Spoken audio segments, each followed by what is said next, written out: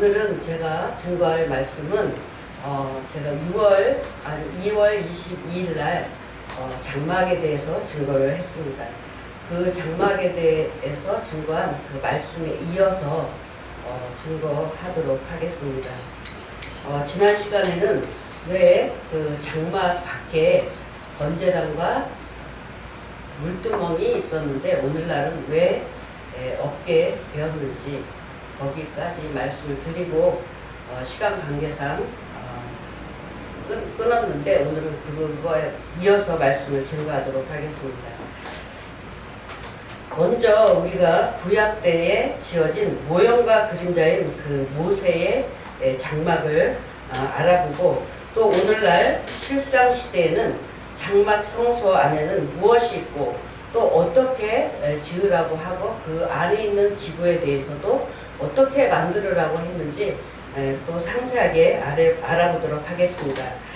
먼저 출애굽기 25장 8, 9절을 우리가 한번 읽어보도록 하겠습니다. 25장 8, 9절. 네. 내가 그들 중에 거할 성소를 그들을 시켜 나를 위하여 짓되 무릇 내가 네게 보이는 대로 장막의 시향과 그 기구의 시향을 따라 지을지니라. 네, 내가 그들 중에 거할 성소를 그들을 시켜 나를 위하여 짓되 무릇 내가 내게 보이는 장막의 시향과 그 기구의 시향을 따라서 지을지니라 라고 했습니다. 그래서 이 지으라는 이 장막 성소 안에 하나님이 거하시겠다라는 거죠. 그래서 하나님이 그 지은 성소에 거하시겠다 했기 때문에 그 성소 장막 안에서만이 하나님의 음성을 들을 수 있고 또 만날 수가 있게 되는 거죠. 그러면 반대로 장막 밖에서는 하나님의 음성도 하나님의 말씀도 들을 수가 없습니다. 그래서 이 모세가 하나님이 보여준 대로 지은 이 장막 성소 안에는 무엇이 있게 되었습니까? 등대상 진설병이 있게 되었습니다.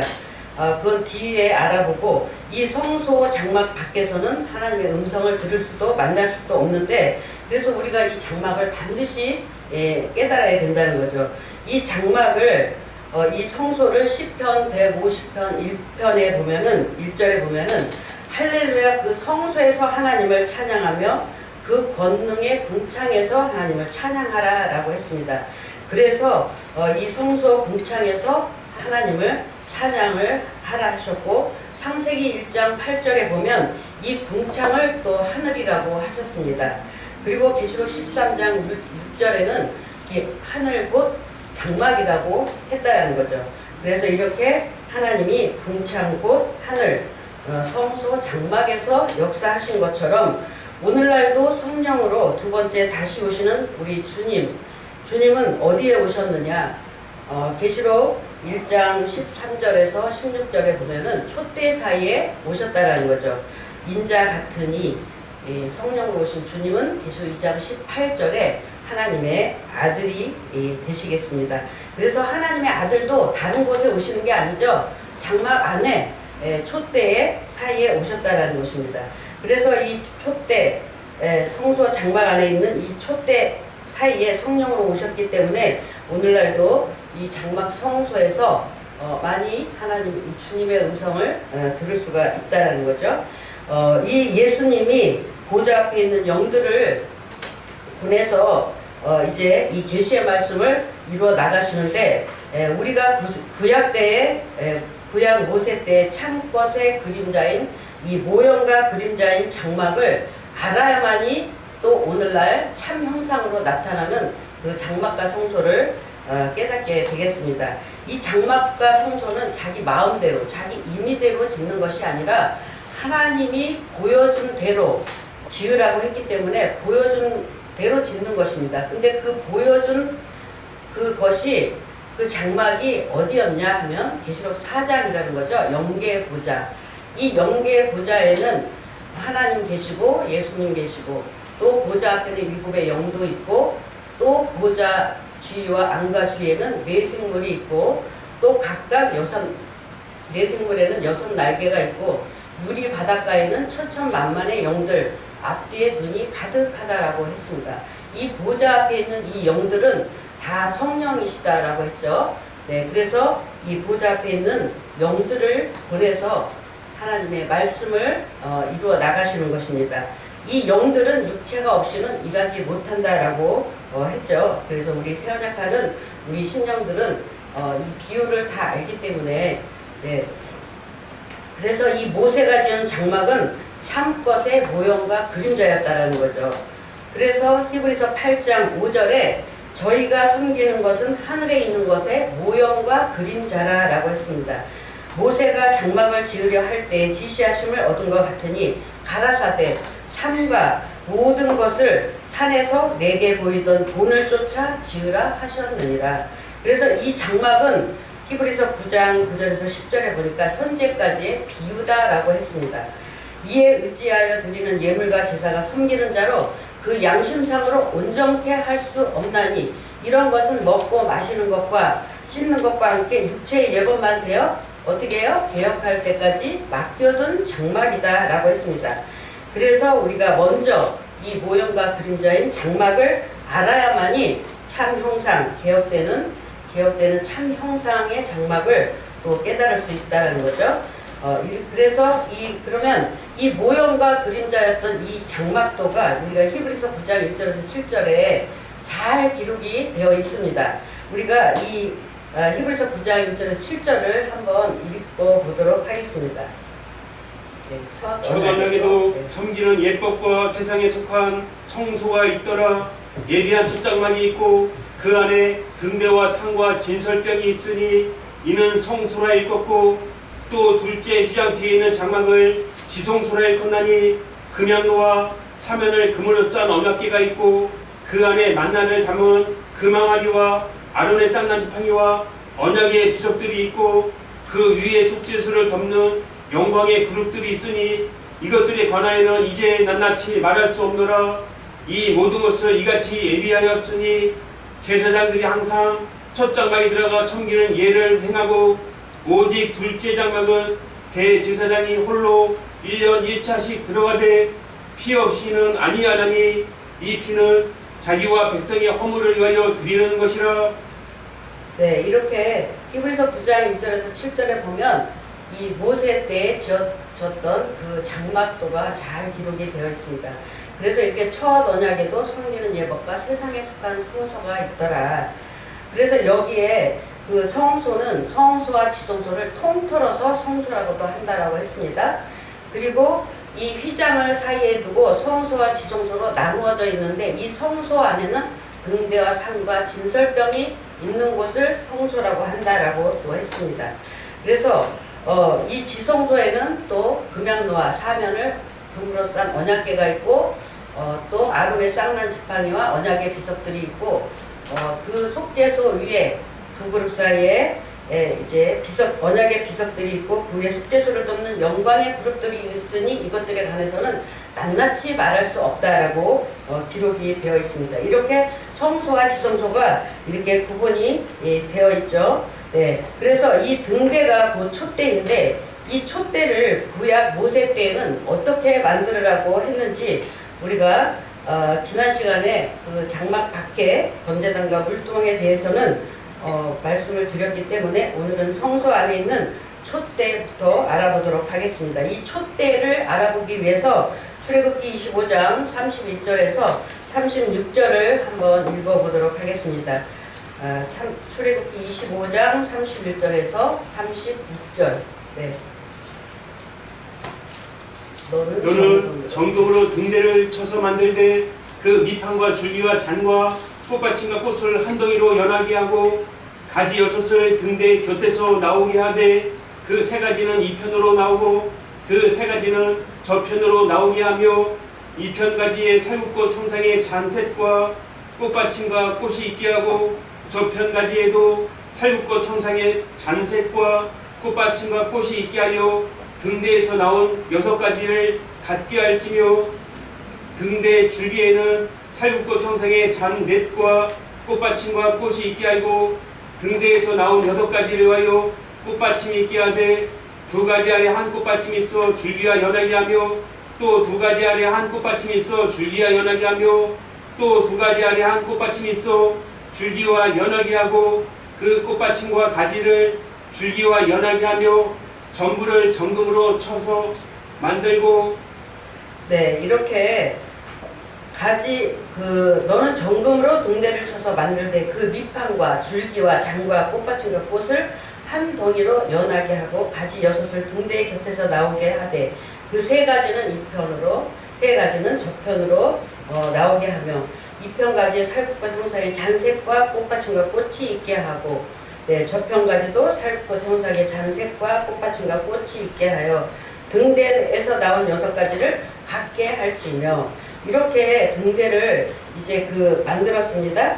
그래서 이렇게 그 꽃받침과 가지와 줄기를 연하게 하여서 전부 다 정금으로 쳐서 만들어라 했습니다. 그래서 이 정금으로 만들었는데 오늘날 이 촛대의 실상은 7별의 사자였다라는 거죠. 그래서 계시록 1장 20절에 7의 촛대는 7교회라고 했고 7별은 7교회의 사자라고 했습니다. 이 7교회의 사자는 7의 육체를 가리키는 거죠. 오늘날 실상으로는. 그래서 오늘날 보이는 이 촛대의 실상은 7의 교회 사자며 7의 육체, 곧 7사람이 실상으로 나타나게 되었다는 것입니다. 그래서 구약 때 모세 때는 정금으로 전부 다 이렇게 촛대를 만들으라고 해서 모세가 만들었지만 오늘날 실상으로는 7의 사람을 말하는 거죠. 7사람. 그래서 그런데 이 7의 촛대를 7의 영으로, 7의 교회로, 7의 등불로, 7눈으로 비유를 하셨다는 것입니다. 그래서 계시록 4장 5절에 보면 보좌로부터 번개와 음성과 내성과 지진이 나고 보좌 앞에 7 등불 켠 것이 있으니 이는 하나님의 7 영이다 라고 말씀하셨습니다. 그래서 계시록 4장 영계 보좌 앞에 있는 7 등불의 영은 같이 오셔서 아까 출애굽기에 보니까 같이 연하게 하라고 했죠. 그래서 같이 오셔서 등불을 같이 켜게끔 되어 있다는 것입니다. 이 7의 영이 따로따로 분리해서 나눠서 오는 게 아니라는 거죠. 이 7교회 곧 에서 버드 사빌라, 에베소, 서머나, 버가모, 두아디라, 사대, 빌라델비아, 라우디아 이 7교회가 따로따로 나누어서 와서 이루어지는 게 아니라는 거죠. 그래서 깨닫지 못하는 자들이 누구는 사대교회, 누구는 라우디아, 누구는 빌라델비아 이렇게 따로따로 나누어서 증거를 하지만 이 말씀을 보면 이 등대는 한 곳에서 한 장소에서 나오게 되어 있습니다. 그래서 이 등대, 그 촛대는 한 덩이로 연결되어 있어서 기름을 한 가운데다 보면은 이 연결된 관에 기름이 다 들어가서 불이 같이 켜진다는 거죠. 같이 불이 따로따로 켜지는 게 아니라는 것입니다. 그래서 출애굽기 25장 31절에서 이렇게 36절에 이 촛대는 정금으로 만들 때 이 꽃받침과 가지를 줄기와 연하게 하여 전부 다 정금으로 만들으라 라고 했습니다. 이렇게 다 연결된 촛대가 하나라도 끊어진다면은 그것은 망가진 촛대가 되는 거죠. 그러면 결국 기름이 들어가면 새기 때문에 그 불은 켤 수가 없다라는 것입니다. 이런 말씀들을 무시하고 자기 마음대로 풀어서 말씀을 따로따로 이렇게 나누는 자들은 말씀을 부인하는 자들이며 믿지 않는 자들이라는 거죠. 그래서 계시록 1장 20절에 7의 촛대를 7교회라고 했죠. 비밀이라고 했습니다. 비밀. 근데 비밀인데 7의 촛대를 7교회라고 했고 7별은 7교회 사자라고 하면은 곧 7의 육체를 가리킨다라는 것입니다. 그래서 에서버드 사빌라 이 7교회의 교회 사자에게 편지하는 이 사건이 오늘날 소아시아에 편지하는 사건이다 라고 한다면은 이미 지나간 역사죠. 역사. 그래서 이 지나간 역사를 계시록에 비밀이라고 기록을 했겠느냐는 거죠. 그래서 이 말씀은 히브리서 9장 28절에 우리 주님이 초림에 오셨지만 두 번째 다시 오실 때 성령으로 오셔서 이루실 말씀을 예수님의 막내 제자인 사도 요한이 이렇게 장례사를 예언해 놓은 것입니다. 예언서라는 것입니다. 이 말씀은. 그러면 이 일곱의 등불의 영은 일곱 촛대로, 일곱 교회로, 일곱의 영으로, 일곱의 눈으로 비유를 하셨는데 이 영계의 영은 육체가 없이는 일하지 못한다라고 했습니다. 그러면 이 일곱의 등불의 영은 일곱의 육체와 함께 하면서 이 땅에서 무슨 사역을 하라고 했는지 우리가 출애굽기 25장 37절도 보도록 하겠습니다. 출애굽기 25장 37절 보도록 하겠습니다. 등잔 일곱을 만들라 라고 했죠. 네, 등잔 일곱을 만들어라. 등잔 일곱을 만들어 그 위에 두어 앞을 비추게 하며 네, 이렇게 등잔 일곱을 만들어서 앞을 그 위에 두어서 앞을 비추게 하며 이 일곱 별들이 일곱의 촛대와 함께 하면서 앞을 비추는 그 사역으로 온 것입니다. 그래서 민수기 8장 3절에 보면 아론이 그리하여 등불을 등대 앞으로 비치도록 켰으니 여호와께서 모세에게 명하신과 같았더라. 이 등불을 등대 앞으로 비추도록 켰다라고 했습니다. 이 등대 앞에는 뭐가 있는지 우리 출애굽기 26장 35절도 보도록 하겠습니다. 출애굽기 26장 35절이요. 그 장 바깥 두 편에 상을 놓고 남편의 등대를 놓아 상과 대하게 할지며 네, 이렇게 그 장 바깥 두 편에는 상을 놓고 남편에는 등대를 놓아서 서로 마주 대하게 하라라고 했습니다. 출애굽기 25장 30절에 보면 이 상 위에 진설병을 두어서 항상 내 앞에 있게 할지니라. 이렇게 등대, 촛대에 불을 켜는 것은 앞을 비추어서 상 위에 진설병을 잘 차리도록 하라라는 것입니다. 여기에 상은 인도자를 가리키는 거죠. 인도자. 이 상 위에 12 진설병을 또 어떻게 만들으라고 했는지 우리가 레위기 24장 5, 6절을 또 읽어보도록 하겠습니다.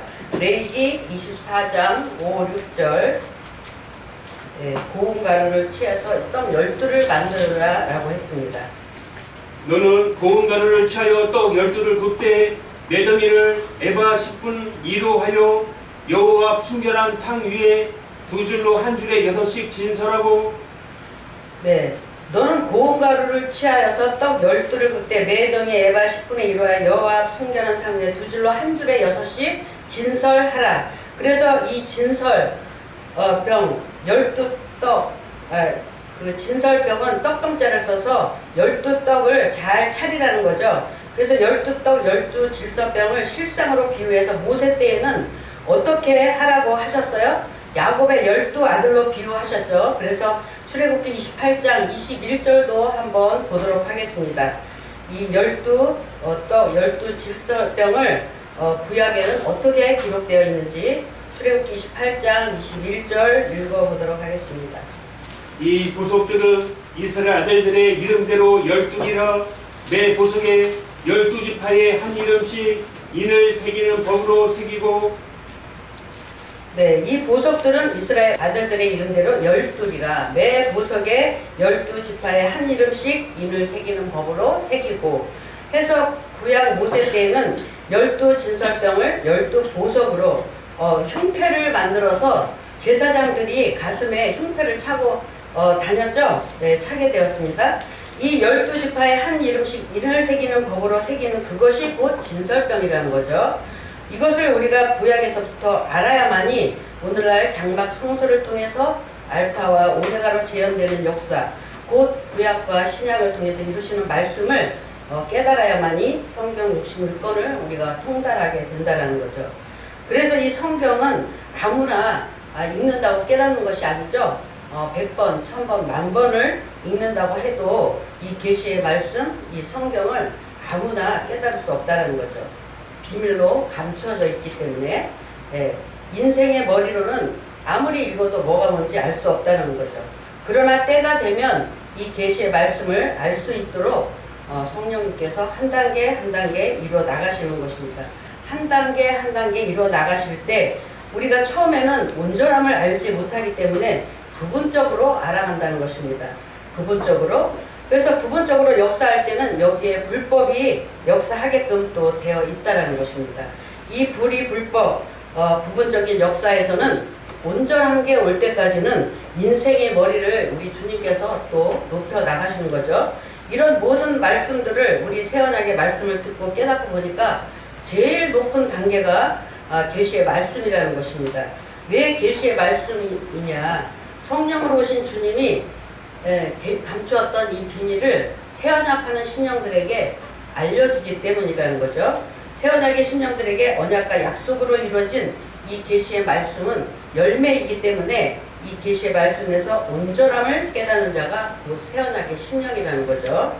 네, 새언약의 신령들은 야고보서 1장 18절에 보니까 진리의 말씀으로 그가 그 조물 중에 조물 중에 한 첫 열매가 되게 하시려고 진리의 말씀으로 자기의 뜻을 쫓아 진리의 말씀으로 우리를 낳으셨다라고 했습니다.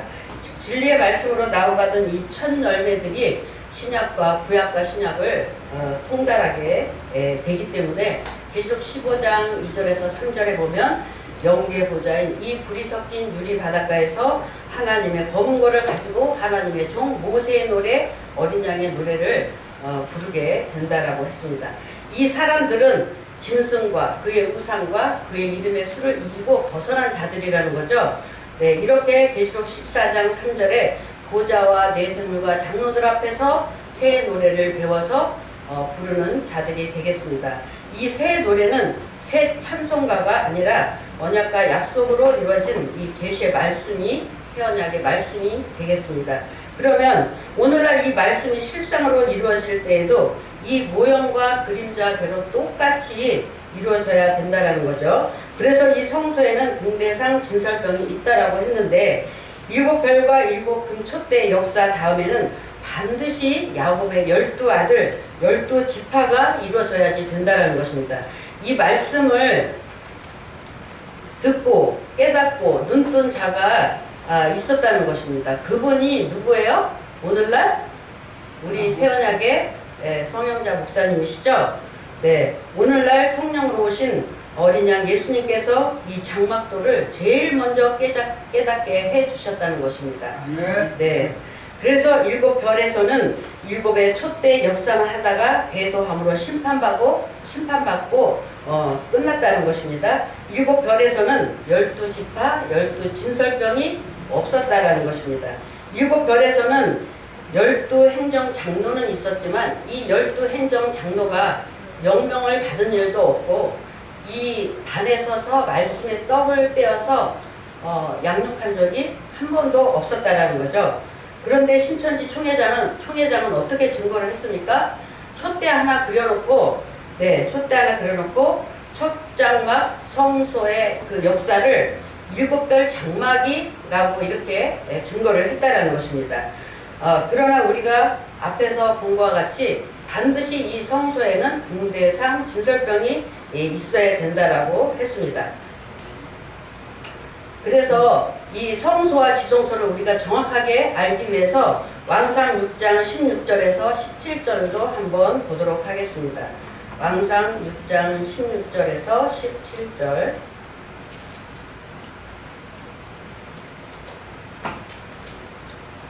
네, 20규빗 되는 것을 내소, 안내자를 써서 내소라고 했고 안마당이라고 했고 40규빗 되는 것을 외소, 곧 박가계자, 외소, 박마당이라고 했다라고 했습니다. 읽어보도록 하겠습니다. 또 전 뒤편에서부터 20규빗 되는 곳에 마루에서 천장까지 백향목 널판으로 가로막아 전에 내소 곧 지성소를 만들었으며 내소 앞에 있는 외소 곧 성소의 장이 40규빗이며 네, 이렇게 성소와 지성소를 백향목 널판으로 가로막아서 구분을 했다라는 거죠. 이 지성소에는 레위기 16장 2절에 보면 이 무시로 들어가지 말라라고 했습니다. 아무나 지성소에 들어갈 수 있는 것이 아니라는 거죠. 무시로 들어오지 말아서 사망을 면하라라고 했습니다. 이 지성소에는. 그래서 구약 때에는 대제사장이 1년에 1차씩 들어가게 되었지 우리 성도들이 들어갈 수 없었던 곳입니다. 그래서 이렇게 40규빗 되는 것을 외소고 성소라고 했다라는 거죠. 그래서 히브리서 9장 2절에 등대상 진설병이 있는 곳이 첫 장막이요, 성소요, 외소요, 방마당이 되고 20규빗 되는 곳에는 20규빗 되는 곳을 둘째 장막, 지성소며 내소요, 안마당이라고 했습니다. 이 7별의 역사는 성소의 역사였지만은 12지파, 12진설병이 없었다는 것입니다. 그래서 미화성 장막이었다라는 거죠. 7별이 배도함으로 7의 영이 계시록 4장 1절에 2일 후에는 계시록 5장 6절에 육체가 7뿔로 바뀌었다라고 불법한 야곱이 그렇게 증거를 하면서 7뿔로 12지파 만들어서 첫 장막 성소를 이루어 놓고서 둘째 장막 지성소라고 이렇게 속이면서 거짓말하고 있는 것입니다. 이렇게 거짓과 불법으로 역사를 하고 있기 때문에 계시록 6장에 야곱의 해달별들은 어린 양이 인을 떼시면서 심판을 하시는 겁니다. 이게 그래서 이 계시록 6장에 심판이 있기 전에 계시록 5장 8절에서 10절 또 이사야 58장 1절에 예수님의 피로 새 언약하는 성령의 자녀들 그 성령의 자녀들이 깨닫고 나오는 성령의 자녀들이 야곱의 죄와 허물을 보여주는 거죠. 심판이 있기 전에 그들에게 회개하고 돌이키라고 성령께서 이렇게 회개할 기회를 주시는 것입니다. 그러나 이 7별들이 성령과 함께 할 때는 신천지 총회장이 쓴 그 신천지 발전사 책자에는 제일 앞장에 어떻게 기록을 해놨냐면 14소절로 된 장막성전 단가를 기록을 해놨습니다. 이 장막성전 단가는 1967년도에 유재열 씨의 부친 아버지죠. 네, 아버지인 그 유인구 씨가 이 단가를 지었는데 장막성전 그 단가를 성도들이 밤이나 낮이나 열심히 그 7별에서 불렀다고 합니다. 여기서 중요한 게 이 14소절로 된 장막성전 단가 안에는 계시록 전장이 요약되어 있다는 거죠. 네, 그래서 오늘날 성령으로 오신 어린 양 예수님은 이 계시의 말씀을 공해놓고 시작을 한 것이 아니라는 것을 우리가 알아야 되겠습니다.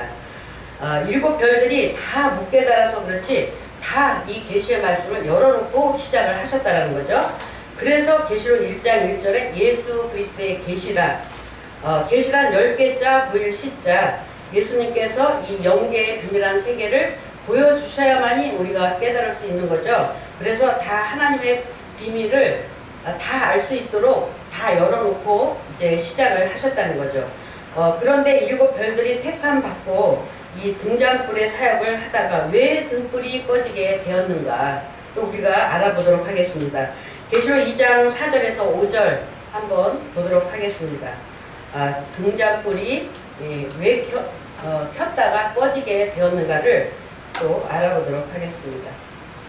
그러나 너를 책망할 것이 있나니 너의 처음 사랑을 버렸느니라. 그러므로 어디서 떨어진 것을 생각하고 회개하여 처음 행위를 가지라.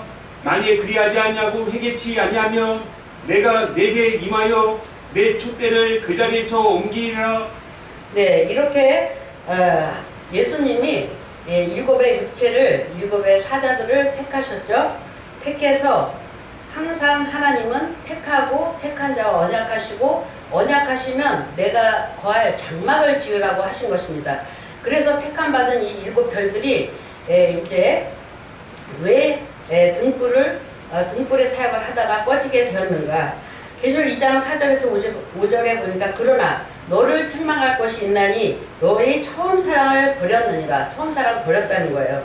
그러므로 어디서 떨어진 것을 생각하고 회개하여 처음 행위를 가지라. 만일 그리하지 아니하면 내가 네게 임하여 내 촛대를 옮기리라 했습니다. 이 촛대는 촛대를 영이라고 비유하셨다라고 했습니다. 네, 그래서 계시록 3장 1절에도 그렇게 기록이 되어 있죠. 그래서 7별들이 처음에는 예수님의 오른손에 있었는데 그 오른손에서 떨어졌다는 것입니다.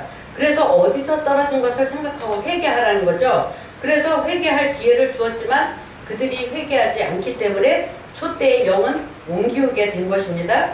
네, 그래서 이 촛대가 7의 등불이며 하나님의 7 영이라고 하셨습니다. 또 이 영은 요한복음 6장 63절에 보면 내가 너에게 이른 이 말이 영이요 생명이다라고 또 말씀하셨습니다. 계시록 5장 6절에도 이 영은 일곱의 눈이라고도 하셨습니다. 일곱의 영이라고도 하셨습니다. 일곱 눈이요, 일곱 영이라고도 하셨습니다. 그래서 이 일곱의 영이 떠나면, 말씀이 떠나면 눈은 감기게 되고, 성령이 함께 할 때는 눈뜬 선지자였다가 성령이 떠나면, 촛대가 떠나면 소경이 된다는 거죠. 그 눈은 감기게 된다. 그래서 이사야 우리가 29장 9절에서 12절에 보니까 너희는 놀라고 놀라라. 너희는 소경이 되고 소경이 되라. 예, 그들의 취함이 포도주로 인함이 아니며 그들의 비틀거림이 독주로 인함이 아니요 대저 여호와께서 깊이 잠들게 하는 신을 너희에게 부어주사 너희 눈을 감기셨음이니 눈은 선지자요 너희 머리를 덮으셨으니 머리는 선견자라. 이렇게 눈 감긴 선지자에게 이 묵시를 읽으라 하니까 이 모든 묵시를 이 묵시가 너희에게는 마치 다 봉안책의 말이라고 이렇게 말씀을 하셨습니다. 그래서 유식한 자에게 주며 이르기를 이를 읽으라 하니까 나는 봉하였으니 못하겠노라. 또 무식한 자에게 주며 이를 읽으라 하니까 나는 무식해서 읽지 못하겠다라고 이렇게 말을 한다는 거죠. 그래서 눈은 선지자라고 했기 때문에 하나님이 영이 함께 할 때는 눈뜬 선지자였다가 눈의 사역하다가 하나님의 영이 떠나면 눈은 감기게 되고 모든 묵시는 봉안책의 말이 된다는 거죠. 그래서 이렇게 영이 떠난 그들은 더 이상 그들에게서는 하나님의 말씀이 나오지 않고 열지를 못하게 된다. 그래서 영권도 교권도 다 박탈되고 창세기 3장 19절의 말씀과 같이 너는 흙이니 흙으로 돌아가라. 첫사람 아담처럼 필경은 흙으로 생기 없는 육체로 돌아가게 돼서 사망 가운데 놓이게 된다는 거죠. 그러면 일곱 별들이 육체로 흙으로 이렇게 왜 돌아가게 되었는가? 우리가 계시록 2장 14절에서 15절도 한번 보도록 하겠습니다. 계시록 2장 14절에서 15절입니다. 그러나 네게 두어 가지 책망할 것이 있나니 거기 내게 발람의 교훈을 지키는 자들이 있도다. 발람이 발락을 가르쳐 이스라엘 앞에 올무를 놓아 우상의 제물을 먹게 하였고 또 행음하게 하였느니라. 이와 같이 내게도 니골라당의 교훈을 지키는 자들이 있도다. 네, 이 발람 같은 선지자가 하나님의 백성은 이제 죄를 지으면 하나님과 멀어진다는 것을 알고 이렇게 발람이 발락을 가르쳐서 이스라엘 앞에 올무를 놓아서 우상의 제물을 먹고 행음하게 했다는 거죠. 그래서 이 발람과 발락에 대해서는 민수기 25장 1절에서 쭉 보시면 이하에 보시면 잘 기록이 되어 있습니다. 또 니골라당의 교훈을 지킨다는 것은 우리는 택한 백성이며 택한 백성이기 때문에 나라와 제사장이기 때문에 유괴죄는 지어도 된다는 것이 니골라당의 교훈이 되겠습니다. 이런 일이 일곱 별에서도 있었다라는 거죠. 그러나 살전 5장 22절에서 23절에 보면 악은 모든 모양이라도 버리라. 평강의 하나님이 친히 너희를 온전케 거룩하게 하시고 또 너희 온 몸과 혼과 몸이 우리 주 예수 그리스도 강림하실 때 흠없게 보존되기를 원한다라고 하셨습니다. 그래서 온 영과 혼과 몸이 흠이 없으려면 어떻게 해야 돼요? 야고보서 1장 18절의 진리의 말씀으로 나음을 받아야 된다는 거죠. 그리고 계시록 14장 5절에 보면 그 입에 거짓과 흠이 없어야 된다는 것입니다. 이렇게 우상의 제물을 먹고 일곱 별들이 행음을 했고 또 니골라당의 교훈을 지키게 되었고 또 계시록 2장 20절에는 할례 받지 아니한 그 여자 이세벨 곧 이방 목자를 할례 받지 않은 이방 목자를 일곱 별들이 용납을 했다라는 것입니다. 이것이 두 가지 죄에 걸리게 되었다라는 거죠. 이 두 가지 죄에 걸리면은 어떻게 된다는 것이 또 우리가 호세아서 10장 10절에도 잘 기록이 되어 있는데 먼저 이 두 가지 죄를 알아보기 위해서 에레미야 2장 13절 보도록 하겠습니다. 에레미야 2장 13절입니다. 내 백성이 두 가지 악을 행했다라고 했습니다. 내 백성이 두 가지 악을 행하였나니 곧 생수의 근원되는 나를 버린 것과 스스로 웅덩이를 판 것인데 그것은 물을 저축치 못할 터진 웅덩이니라. 네, 이렇게 두 가지 죄는 생수에 근원된 하나님을 버린 것과 또 두 번째는 하나님의 말씀을 저축치 못할 스스로 터진 웅덩이를 판 것이 두 가지 악이라는 것입니다. 이 두 가지 죄에 걸리면은 호세아서 10장 10절에 내가 원하는 때에 저희를 징계하리니 저희가 두 가지 죄에 걸릴 때에 만민이 모여서 저희를 치리라. 이렇게 두 가지 죄를 지으면 결국 심판받고 끝나게 된다는 것을 미리 다 이렇게 말씀을 선지자들을 통해서 해 두었다는 거죠. 그런데 일곱 별들이 깨닫지 못하고 두 가지 죄에 걸리게 되었죠. 그래서 결국 심판받고 멸망하게 되었다는 것입니다. 그래서 이사야 4장 3장 8절에 예루살렘이 멸망하였고 유다가 엎드러졌으면 그들의 언어와 행위가 여호와를 거스려서 그 영광의 눈을 촉범했다라고 했습니다. 이렇게 주님이 예언해 놓으신 말씀대로 다 이루어 나가시는 거죠. 그래서 우리가 하나님 살아계심을 확실하게 정말 그 몸으로 또 이렇게 말씀으로 우리가 그 시대에 살지 않았지만 다 믿게 되는 것입니다. 그래서 스바냐 1장 7절에서 8절에도 주 여호와 앞에 잠잠할지어다. 이는 여호와의 날이 가까웠으므로 여호와가 희생을 준비하고 그 청할 자를 구별했다라고 했습니다. 여호와의 희생의 날에 내가 방백들과 왕자들과 이방의 의복 입은 자들을 벌한다라고 했습니다. 이렇게 일곱 별들을 희생으로 준비하셨고 청할 자, 청지기 글건을 구별하셨다라고 했습니다. 그러면 이 두 가지 죄에 걸린 이 실상의 사건이 오늘날 언제 이루어졌느냐 이것도 알아야 되겠죠.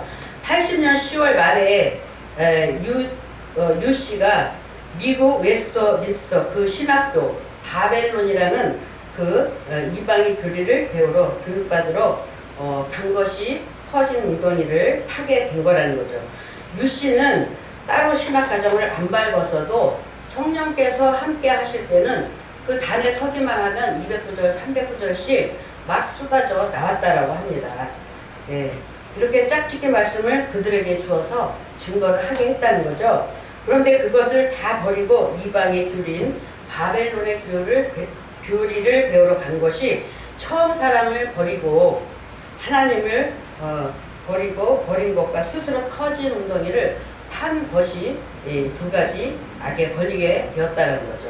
이 두 가지 죄는 일곱 별에서만 해당되는 게 아니죠. 우리에게도 누구든지 적용된다는 것을 우리가 분명히 깨달아야 되겠습니다. 이것을 본으로 우리에게 보여주신 거죠. 네. 첫사람 아담처럼 이렇게 일곱 별처럼 두 가지 죄 지으면 심판받고 끝나서 다시 흙으로 돌아가게 된다는 것을 성령의 자녀들에게 본으로 보여주시고 깨닫게 하기 위함이라는 거죠. 그래서 일곱 별들이 1966년 3월 14일 성령 받고 시작했지만은 두 가지 죄 지음으로 시작한 지 14년 만에 막을 내리고 끝나게 되었습니다. 이 끝나게 됐다는 것을 오늘날 야곱으로 나온 자가 보게 되었다는 거죠. 네, 그래서 일곱 별들이 배도함으로 이방에게 사로잡혔다. 이세벨이 선악 나무고 옛뱀이고 마귀다. 이방이면 멸망자였다라고 일곱 별의 실상을 오늘날 야곱이라고 나온 신촌이 이렇게 드러냈다는 것입니다. 그 말씀이 신천지 발전서 40페이지에 1980년 9월에 첫 장막인 일곱 별의 사자에게 너희는 배도함으로 멸망받았다라고 편지로 증거를 했다라는 것입니다. 그래서 편지했다라고 저렇게 증거를 했다는 것입니다. 그래서 이 사건을 가지고 자기가 계시록 10장에 책을 먹고 편지했다라고 하는 거죠. 그런데 편지는 예수님이 하시는 거고 야곱은 편지 배달부의 사역을 한 것이죠. 그러면 일곱 별들이 언제 사로잡히게 되었는가? 1966년 3월 14일 장막 성전이라는 간판을 걸고 시작을 했지만 1980년 3월 14일 14년 만에 무너지게 된 것이죠. 14년 만에 장막 성전 간판을 떼어버리고 이삭중앙장로교회로 간판이 제자리에서 바뀌는 사건이 실상으로 있게 되었습니다. 이것이 각 산과 섬이 제자리에서 옮기게 된 것이고 내 소유가 타인의 소유로 이전됐다라는 거죠. 이렇게 또 불법한 야곱이 그래서 이 모든 것이 또 이 7별의 사건도 있었지만 앞으로 계시록 6장에서도 있을 것이 이미 예언이 되어 있습니다. 계시록 6장 14절에도 해달 별들이 떨어지고 불산 바위 틈에 들어가는 그 이방의 굴 속으로 들어가게 된다고 이미 예언이 되어 있습니다. 배도하면 짐승에게 먹히고 뱀에게 사로잡히게 된다는 것을 이 뱀도 하나님의 말씀을 듣고 양육받은 자죠. 그래서 창세기 3장 1절에 여호와 하나님이 지으신 들짐승 중에 뱀이 가장 강교하더라 하면서 이 뱀이 여자인 하와에게 물어 가로되 뭐라고 했습니까? 하나님이 참으로 너희들로 동산 나무의 실과를 먹지 말라 하더냐 라고 이렇게 미혹을 했죠. 그러니까 하와가 하나님은 선악과 먹지도 말고 만지지도 말라라고 했는데 먹는 날에는 정령 죽을까 하노라 라고 이렇게 하나님은 알려주셨습니다. 알려주고 심판하시지 알려주지 않고 심판하시지 않는다는 거죠. 하나님은. 그래서 공의공도의 하나님이 되시겠습니다. 그래서 이렇게 죽을까 하노라 했는데 뱀은 너희는 결코 죽지 않는다 하면서 거짓말로 미혹해서 어떻게 했어요? 그 선악과를 따먹게 하고 죽게 만들었다는 거죠. 그래서 창세기 3장 14절에 하나님이 내게 뱀에게 이렇게 하였으니 뱀이 네가 이렇게 하였으니 모든 육축과 들의 모든 짐승보다 더욱 저주를 받아 배로 다니고 종신토록 흙을 먹을지니라. 이 흙은 하나님의 생기의 말씀이 없는 육체를 또 흙이라고 하는 거죠. 그래서 우리가 뱀의 밥이 되지 않으려면 예수님의 피로 반드시 새 언약을 해야지 된다는 것입니다. 그래서 계시록 5장 8절에서 예수님의 피로 새 언약을 하게 되면 히브리서 8장 10절에서 12절에 보면 하나님의 백성이 되고 너는 내 백성이 하나님의 백성이 되고 나는 너의 하나님이 된다라고 했습니다. 그리고 하나님께서 모든 죄와 불법에서 사해 주시겠다. 다시 기억지 아니하시겠다 하셨고 히브리서 10장 14절에는 저가 한 제물로 거룩하게 된 자들을 영원히 온전케 하시겠다. 그리고 하나님 앞에서 나라와 제사장을 삼으면 이 땅에서 왕노릇하게 해 주시겠다라고 이렇게 약속을 하셨습니다. 이렇게 새 언약하는 심령들에게 로마서 4장 6절에서 8절에 이러한 것이 없을 하나님께로서 의로 여기심을 받은 사람의 행복에 대해서 다윗이 말한 바 그 불법에서 사하심을 받고 그 죄를 가리우심을 받은 자는 어떻게 한다? 복이 있다. 주께서 그 죄를 인정치 아니하실 사람은 복이 있도다 함과 같다라고 말씀을 되어 있습니다. 이 말씀과 같이 우리가 복을 받기 위해서는 반드시 새 언약을 해야 되겠습니다. 그래서 우리가 새 언약을 해서 하나님께서 주시겠다는 그 2장 3장에 그 성령의 비있는 자, 성령이 그들에게 하시는 말씀을 듣고 이기는 그에게는 계시록 2장 3장에 있는 그 생명나무의 가시를 주어 먹게 하고 모든 축복을 주시겠다고 약속을 하셨기 때문에 우리가 이 약속을 받으려면 반드시 새 언약을 해야 되겠습니다. 새 언약은 다른 것이 아니라 새 언약에 대해서 다 모든 종교계에서 잘 몰라요. 어느 교회 다니냐라고 물어보면 새 언약 교회라고 하면 새 언약이 무슨 뜻을 의미하는지 아무도 알지를 못하더라고요. 그래서 새 언약은 하나님의 법을 생각과 마음에 기록하는 것이 새 언약이라고 했습니다. 그래서 새 언약을 하면 이 계시의 말씀 모든 그 묵시 다 깨닫게 되고 계시의 말씀을 깨달아 달려가면서도 마음편에 명백히 새겨서 읽으라는 게 주님의 명령이 되겠습니다. 그래서 우리가 다 생각과 마음에 이 말씀을 새겨서 지키고 행해서 다 축복을 받으시기를 바라면서 다음 시간에는 그 강교한 야곱으로 나온 자가 또 자기가 지금 이긴 자 야곱이라고도 이렇게 증거를 하고 있는데 야곱, 범죄한 야곱, 사기꾼 야곱이 그 이신자 야곱이 되려면은 어떻게 해야만이 되는지 다음 시간에 야곱에 대해서 증거하기로 하겠습니다. 오늘은 이것으로 말씀을 마치도록 하겠습니다.